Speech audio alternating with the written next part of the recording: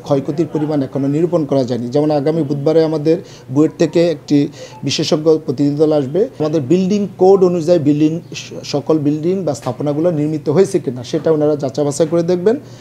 প্রতিটি উপজেলার নির্বাহী অফিসারকে নির্দেশনা দেওয়া হয়েছে যে প্রতিটি উপজেলা এবং ইউনিয়ন পরিষদ পর্যায়ে যত ক্ষয়ক্ষতি হয়েছে আগামী 48 ঘন্টার মধ্যে উপজেলা পর্যায়ে এবং জেলা পর্যায়ে সকল অফিসের ক্ষয়ক্ষতির তালিকা সহ এবং ক্ষয়ক্ষতির পরিমাণ সহ আমাদের দাখিল করা হলে তখন আমরা সার্বিকভাবে সরকারের সংশ্লিষ্ট কর্তৃপক্ষকে জানাবো এবং আপনাদের নিকট উপস্থাপন করব। তালিকা আমাদের হয়ে গেছে, কিন্তু আমাদের ক্ষয়ক্ষতির পরিমাণ এখনও নিরূপণ করা যায়নি। যেমন আগামী বুধবারে আমাদের বুয়েট থেকে একটি বিশেষজ্ঞ প্রতিনিধি দল আসবে। এই ভবনগুলো ব্যবহার উপযোগী কিনা, কী পরিমাণ ক্ষতি হয়েছে বা পরবর্তী করণীয় কী সে নির্ধারণের জন্য আমরা আপনাদেরকে কোনো আংশিক তথ্য দিতে চাই না।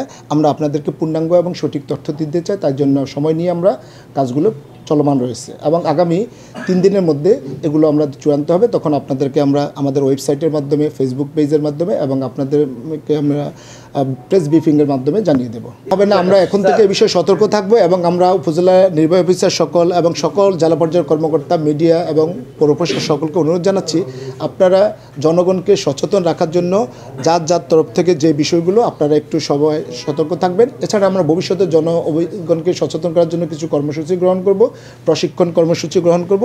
তার মাধ্যমে যেহেতু ভূমিকম্পটা এই অঞ্চলে এই প্রথম, তবে আপনারাও একটু আমাদেরকে সহযোগিতা করবেন যাতে কেউ অপপ্রচার করতে না পারে, কেউ বিভ্রান্তিকর কোনো তথ্য প্রচার করতে না পারে। সেটা একটু জনগণকে আপনারা আপনাদের মিডিয়ার মাধ্যমে পৌঁছে দিবেন। ওনাদের দপ্তরের অধীন সকল সংস্থার ক্ষয়ক্ষতি এবং বাস্তব চিত্র আমাদেরকে দাখিল করবেন। সে অনুযায়ী আমরা তালিকা যাচাই বাছাই করে বিশেষজ্ঞ কমিটির মাধ্যমে চূড়ান্ত করে আমরা ওয়েবসাইট, ফেসবুক এর মাধ্যমে আপনাদের সকলের অবহিতির জন্য জানাবো এবং সরকারের সংশ্লিষ্ট ডিপার্টমেন্টে বা কার্যালয়ে আমরা প্রেরণ করব যে আমাদের বিল্ডিং কোড অনুযায়ী সকল বিল্ডিং বা স্থাপনাগুলো নির্মিত হয়েছে কিনা সেটা ওনারা যাচাই বাছাই করে দেখবেন।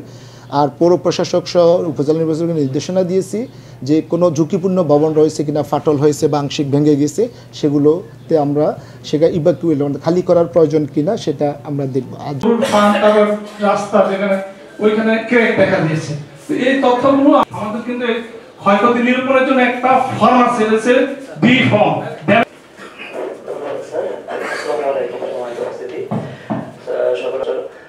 সচল আছে ইউনিয়ন শাখার স্যার মেশিনারিজ আমার কাছে কিছু বলেনি এবং পৌরসভার যে হাইওয়েজ বিল্ডিং গুলো আছে সেখানে লোকাল স্থানীয় যারা বিমের জয়েন্টে ফাটল দেখা যাচ্ছে। আর আমাদের এই আশিনগর ওই দিন রাতে স্যার আমি নিহতের বাড়িতে গিয়েছিলাম স্যার, গিয়ে তাৎক্ষণিক স্যার একটা উঠানে ফাটল দেখা দিয়েছে। পরে স্যার সরেজমিনে আমি ওখানে ইউনিয়ন পরিষদ সার্ভিস রেপ্রিজেন্ট স্কাউটস বিল্ডিং থেকে তারা সে রাত 12টা-1টার দিকে বাড়ি ঘর ছেড়ে যেন শান্তি হয়েছে আপনি বলুন। তা আমি বললাম যে ম্যাডাম এই অবস্থা। কোয়ার্টার স্যার 2 নম্বর এবং 3 নম্বর ফ্লোরে ক্র্যাক দেখা দিয়েছে, ফাটল, সূক্ষ্ম ফাটল। এই প্রথমে আমরা একটা সরাসরি ভিজিট করেছি। আর স্যার এছাড়া বিভিন্ন স্কুল, কলেজ যেমন ফাটল রয়েছে, এরকম অনেক অফিস বা বিভিন্ন বাসা বাড়ি আছে। আমরা স্যার 2 দিনের মধ্যেই পূর্ণাঙ্গ প্রতিবেদন দিতে পারবো। এক্স্যাক্টলি উপজেলায় সমস্ত ইন্টারনাল ডিটেইলস আমরা